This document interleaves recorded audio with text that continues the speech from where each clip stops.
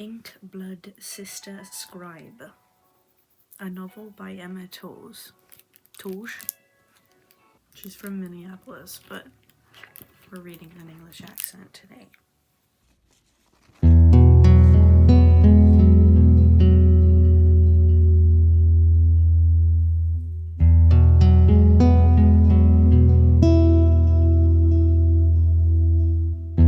For Jessie, my magic sister.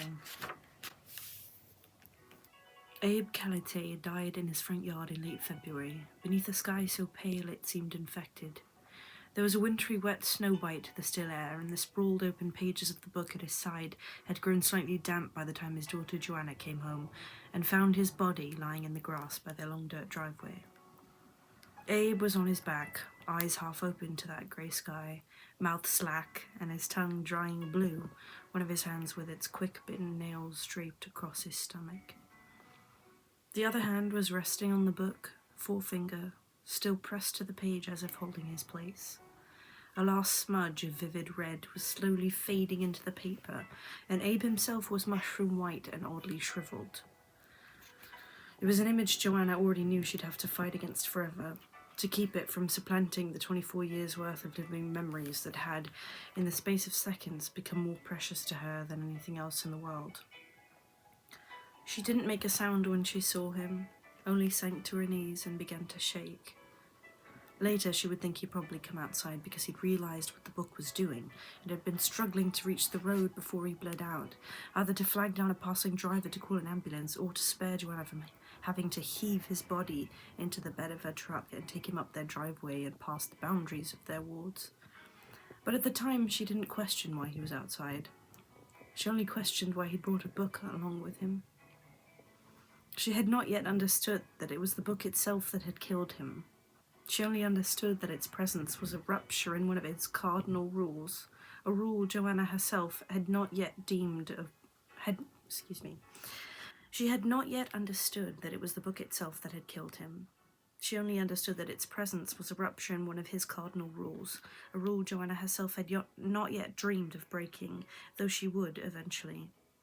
But even more inconceivable than her father letting a book outside the safety of their home was the fact that it was a book Joanna did not recognise. She had spent her entire life caring for their collection and knew every book within it as intimately as one would know a family member, yet the one lying at her father's side was completely unfamiliar in both appearance and in sound. Their other books hummed like summer bees. This book throbbed like unspent summer. What? Their other books hummed like summer bees. This book throbbed like unspent thunder, and when she opened the cover, the handwritten words swarm. Oh my God. Lord have mercy. She had spent her entire life caring for their collection and knew every book within it intimately as one would know a family member, yet the one lying at her father's side was completely unfamiliar in both appearance and in sound. Their other books hummed like summer bees. This book throbbed like unspent thunder, and when she opened the cover, the handwritten words swam in front of her eyes, rearranging themselves every time a letter nearly became clear. In progress, unreadable. The note Abe had tucked between the pages was perfectly legible, however, despite the shakiness of the hand. He'd used his left, his right had been fixed in place as the book drank. Joanna, he had written, I'm sorry. Don't let your mother in. Keep this book safe and away from your blood. I love you so much. Tell Esther. It ended there without punctuation. Joanna would never know if he meant to write more, or if he only wanted her to pass on a final message of love to the daughter he hadn't seen in years. But kneeling there on the cold dirt with the book in her hands, she didn't have the wherewithal to think about any of this yet. She could only stare at Abe's lifeless body, try to breathe, and prepare herself for the next steps. What do we think so far? Alright. Part 1. Mirror Magic. Chapter 1. Esther couldn't get over the blue of the sunlit sky. It was a variated blue, almost white where it met the snowy horizon, but deepening as Esther's eye followed it upward. From robin's egg to cerulean to a calm, luminous azure. Beneath it, the Antarctic ice was blindingly bright, and the scattered outbuildings Esther could see from a narrow dorm window drew stripes of indigo shadow on the white ruts of the road. Everything gleamed. It was 8 o'clock in the evening and not discernibly darker than it had been at 8 o'clock that morning. "Excuse me," Pearl said, and hip-checked Esther to one side so she could fit a piece of custom-cut cardboard in the window frame. Esther fell backward onto an unmade bed and propped herself on her elbows, watching Pearl lean over the tiny cluttered desk to reach the glass. "If you'd told me 2 weeks ago I'd block the sun as soon as it came up, I would have laughed you off the station," Esther said. Pearl rubbed the tape with her teeth. "Well, 2 weeks ago you were sleeping through the night, never to say that..." Blah, blah, blah. Pearl rubbed the tape with her teeth. "Well, 2 weeks ago you were sleeping through the night, never to say the dark did nothing for you." She applied the last strip and added, "or me." "Thank you, darkness, and thank you, Pearl," Esther said, though she had indeed been sleeping badly since the sun had reappeared after 6 months of winter. It was still somewhat dispiriting to watch the light and the distant mountains vanish, plunging her back into the realities of her cell-like room. The bed with its rumpled purple sheets lit by the baleful overhead bulb, the scuffed tile floors, and the plywood desk piled high with scattered papers, most of them notes on the Mexican novel Esther was translating for fun. The novel itself was on top of her dresser, safely out of range of the collection of half-full water glasses, leaving rings on the notebook paper. Pearl sat opposite Esther at the foot of the bed and said, "So, are you ready to face the unwashed masses?" In response, Esther threw an arm over her eyes and groaned. Esther and Pearl had spent the last winter as two of just 30 others holding down the small South Pole station. But November had ushered in the summer season, and over the past few days, small roaring cargo planes had disgorged nearly 100 new people into the station's hallways. Now scientists and astronomers filled the dorms, the galley, the gym, the upper workrooms, strangers who ate all the late-night cookies and booted up long-sleeping computers, and asked constant, anxious questions about what time of day the internet satellite went up. Esther had imagined she'd be happy to see all these new faces. She had always been a natural escovert. What? Escovert? Esther had imagined she'd be happy to see all these new faces. She had always been a natural extrovert, not the typical candidate to be looked to eat. Sorry. Let me try again. Esther had imagined she'd be happy to see all these new faces. She'd always been a natural extrovert, not the typical candidate to be locked away on the ice in a research station that much resembled her tiny rural high school. She'd lived in Minneapolis for the year before she'd come here to the Antarctic, and her friends there had reached... Lord, I'm better at reading this in an English accent, I swear to God. Esther had imagined she'd be happy to see all these new faces. She'd always been a natural extrovert, not the typical candidate to be locked away on the ice in a research station that much resembled her tiny rural high school. She lived in Minneapolis for the year before she'd come here to the Antarctic, and her friends there had reacted with honest horror when she'd told them she'd accepted a job at the pole station as an electrician for the winter season. Everybody knew someone who knew someone who'd tried it, loathed it, and flown home early to escape the crushing isolation. But Esther hadn't been worried. She figured Antarctica couldn't be that much worse than the isolated, extreme conditions in which she had grown up. It'd be good money, it'd be an adventure, and most importantly, it would be completely inaccessible to most every other person on the planet. Sometime over the long winter, however, Esther's extroversion had started to atrophy, and with it the mask of good cheer she usually donned each morning along with her uniform. Now she gazed up at the ceiling, industrial white, like the industrial white walls and industrial white hallways and her industrial white co-workers. "Have I actually been an introvert this whole time?" she said. "All those years, have I been fooling myself? The real extroverts are out there like, hell yeah, fresh meat, non-stop party, Bangtown, USA. Bangtown, Antarctic Treaty International Territory," Pearl corrected. Pearl was Australian with dual citizenship. Wait, do I know how to do an Australian? Australia. Bangtown, Antarctic Treaty International Territory. No, it's still English. Right, said Esther, that. Pearl got to her knees and crawled down the length of the bed toward Esther. "I imagine," she said, "that 6 months of unwanted celibacy plus a plane full of new faces could make an extrovert of anyone." Esther said, "So you're saying I've become an introvert through the sheer power of my amazing body?" "Yes, obviously," said Pearl, whose lips were now trailing over the sensitive shell of Esther's ear. Esther reached up and helped herself to a handful of Pearl's blonde hair, which somehow always looked sun-kissed despite the utter lack of sun. Australians.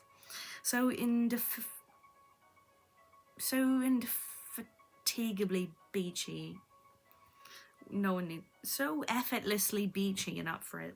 She wove her fingers through those tangled strands and tugged Pearl down to kiss her, feeling her smile against her mouth as Esther pulled her closer. For the past decade, since she was 18, Esther had moved every November. Moved cities, states, countries. She made friends and lovers breezily, picking them up like other people pick up takeout and going through them as quickly. Everybody liked her, and like many well-liked people, she worried that if people really got to know her, if they managed to penetrate that glancing shield of likability, they wouldn't actually like her one bit. This was a benefit of never staying in one place. The other, vastly more important benefit, not being found. Esther slipped a hand beneath the hem of Pearl's sweater, fingers finding the smooth dip of her waist as Pearl nudged one of her long legs between Esther's thighs. But even as she moved her hips in friction-seeking instinct, her father's long-ago words began to echo unbidden in her head, a cold glass of water thrown in the face of her subconscious. November 2nd, by 11 o'clock p.m. Eastern Standard Time, Abe had said on the last day she'd seen him 10 years ago at their home in Vermont. Wherever you are, you must leave on November 2nd and keep moving for 24 hours, or the people who killed your mother will come for you too. The summer season had officially begun a couple days ago, November 5th. 3 days after Esther, according to her father's urgent edict, should have been long gone. But she wasn't. She was still here. Abe had been dead for 2 years now, and for the first time since he'd started running a decade before, Esther had a reason to stay. A reason that was warm and solid and currently kissing her neck. Technically, Esther had first met Pearl at the Christchurch airport, as part of a big group of workers waiting for their flight into the Antarctic. They'd both been hidden in the many layers required to board the plane. Wool hat, huge orange parka, gloves, clumpy insulated boots, dark-lensed goggles pushing up on their heads, and Esther had gotten only the briefest impression of sparkly eyes and a full-throated laugh before the group was ushered onto the plane, and she and Pearl were seated on opposite ends of the cargo hold. Because of their different duties and different schedules, their paths hadn't really crossed again until the end of the first month, when Esther had hung a sign in the gym looking for sparring buddies. Boxing, Muay Thai, BJJ, MMA, Krav Maga, let's fight, smiley face, smiley face, smiley face. She had added the smiley faces to counteract the aggression of a fight, but had immediately regretted it when another electrician, an obnoxiously tall white guy from Washington, who insisted everyone call him J-Dog, saw it and began giving her endless shit. The smiley face killer, he'd crow when she walked into their shift meeting. If they crossed paths in the galley at lunch, he'd pretend to cower. You gonna hit me over the head with that big old smile? But the final straw came when he started loudly telling everyone about his black belt in karate and how he'd love to find a sparring partner who was really serious about the sport. Honestly, he gave Esther no choice. After a week of this, he approached her one day in the galley and planted himself in her path so she couldn't get to the pizza, grinning at her so widely she could see his molars. "What are you doing?" she said. "Fighting you," he said. "No," she said and put down her tray. "This is fighting me." A few minutes later, she had J-Dog on the floor in the headlock, one of his arms trapped in her hold, the other swatting at her face, his long legs kicking ineffectually at the tiled floor as onlookers hooted and cheered. "Not gonna let you go until you smile," she said. "Not gonna let you go until you smile," she said, and he whimpered, pulling his lips up in a forced approximation of his earlier grin. As soon as she released him, he bounced to his feet, brushing himself off and saying, "Not cool, dude, not cool." When Esther turned back toward her abandoned lunch tray, expressing her own very real smile, she found herself face to face, give or take a few inches, with Pearl. Shucked from her plain layers, Pearl was tall and tough, with a pile of sun-streaked hair wadded into a precarious knot that seemed in danger of sliding off her head. Her brown eyes were as sparkling as Esther remembered, more so because now they were sparkling right at Esther. "That was the most magical thing I've ever seen," Pearl said. "Wait. Do I know how to do an Australian accent?" That was the most magical thing I have ever seen," Pearl said, and rested a slender, long-fingered hand on Esther's arm. "You wouldn't consider giving lessons, would you?" Pearl was terrible at self-defense. She had no killer instinct and always second-guessed herself, pulling her punches and dropping her kicks and making herself laugh so hard she went weak into Esther's grip. Within 3 lessons, the training sessions had turned into make-out sessions, and they moved from the gym to the bedroom. The first time they'd slept together, Pearl had asked, hitching her hips as Esther began to slide her jeans down, "Have you ever been with a woman before?" Esther looked up from between Pearl's legs affronted. Yes, plenty. Why? Calm down, Don Juan, Pearl said, laughing. I'm not questioning your technique. You just seem a little nervous. This was when Esther had realised she might be in trouble, because not only was it true she was nervous, butterfly-stomached in a way she hadn't felt for years, but Pearl had noticed, had read it somehow on Esther's well-trained face, or in her well-trained body. Esther wasn't used to people seeing that things she didn't want them to see. And the way Pearl looked at her, saw her, was unsettling. In response, she had given Pearl her most confident, reassuring smile, then set her teeth very gently to the inside of Pearl's bare thigh, which had been enough of a distraction that the conversation ended there. But even then, at the very start, she had suspected how difficult Pearl might be to leave. Now, a whole season later, thinking about this, about leaving, about staying, about the lasting echo of her father's warning had the unfortunate effect of breaking her current mood. She rolled Pearl over onto her side and carefully ended the kiss, lying back against the pillows, and Pearl settled against Esther's shoulder. I'm going to get so drunk tonight, said Pearl. Before or after we play? Before. After. During. Me too, Esther decided. Esther and Pearl were in a Pat Benatar cover band that was scheduled to play at the party that evening.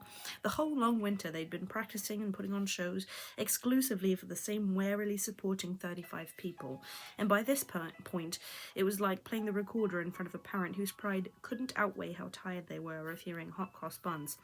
Performing for new ears and eyes felt as nerve-wracking as climbing the stage of Madison Square Garden. I don't know how people read.